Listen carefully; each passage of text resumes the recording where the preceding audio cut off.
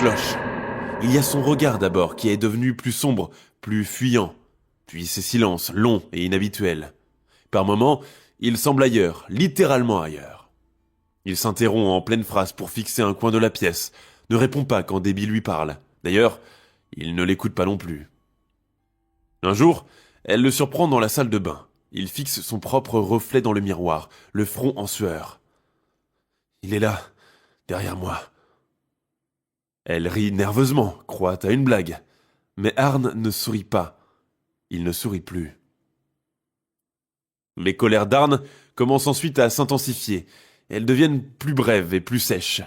Un mot de travers et le ton monte, ça dégénère. La vaisselle vole en éclats, les portes se claquent. Il y a un pétage de plomb quasiment toutes les demi-heures, puis plus rien, comme une flamme qu'on souffle sans prévenir. À chacun de ces épisodes de colère inexpliquée, Debbie ne dit rien. Elle reste avec lui car elle l'aime. Elle veut croire que c'est passager, et surtout, personne ne fait le lien avec ce qui arrive à David. Debbie et Arne s'installent ensemble dans un petit appartement au-dessus du chenil où elle travaille. Leur employeur, Alan Bono, les loge contre quelques heures de travail. L'homme est affable, chaleureux, mais instable. Il boite un peu trop, mais pas de quoi en faire un fromage. Après tout, qui n'aime pas picoler de nos jours? Et parfois, il devient collant, insistant, surtout avec Debbie. Et on dira tout simplement que c'est de l'amour. Retour à la salle d'interrogatoire, le jour du meurtre d'Alan Bono. Dans la salle, le mutisme d'Arne continue. On lui parle d'Alan, de Debbie, du sang, des témoins. Mais il persiste à fixer le mur. Ses lèvres bougent mais n'en sort qu'un murmure presque inaudible. J'ai vu son visage, avant, dans la glace. Entre-temps, l'autopsie est réalisée sur le corps d'Alan Bono. Le médecin légiste confirme 5 plaies profondes dont 4 ont touché des organes vitaux. Le cœur, les poumons et l'abdomen. Il n'y a aucune trace de lutte, aucun cri de colère, aucun mobile clair. Debbie, en état de choc, répète que rien n'annonçait ce geste, qu'il n'était pas lui-même et qu'il avait changé depuis des semaines.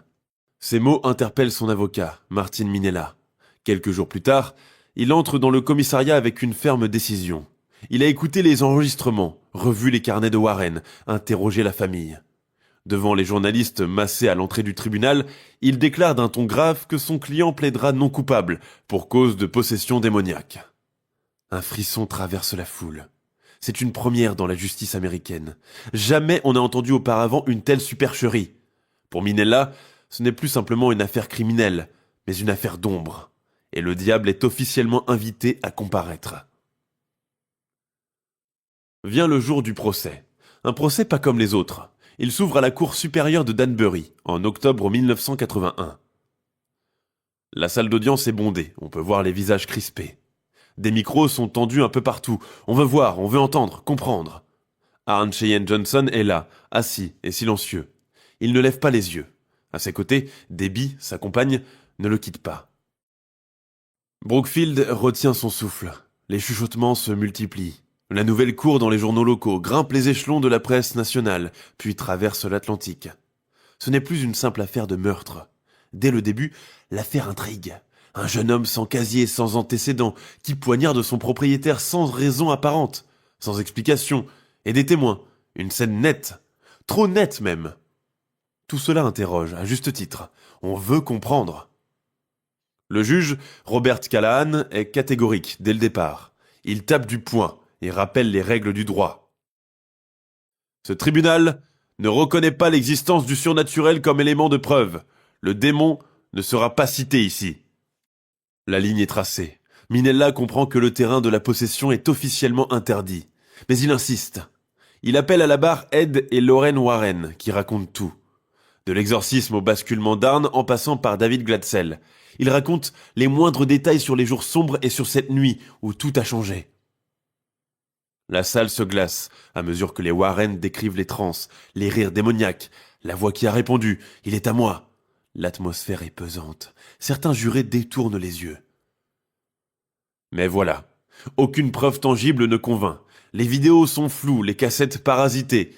Et les prêtres, ils refusent de témoigner. L'Église, prudente, se mure dans le silence. Pas un mot, pas une prise de position. Elle s'efface discrètement. Alors, faute de mieux, la défense se replie. Martin Minella oriente son argumentation vers un trouble dissociatif. Il évoque les absences, les changements de personnalité, les états seconds. Il brandit les expertises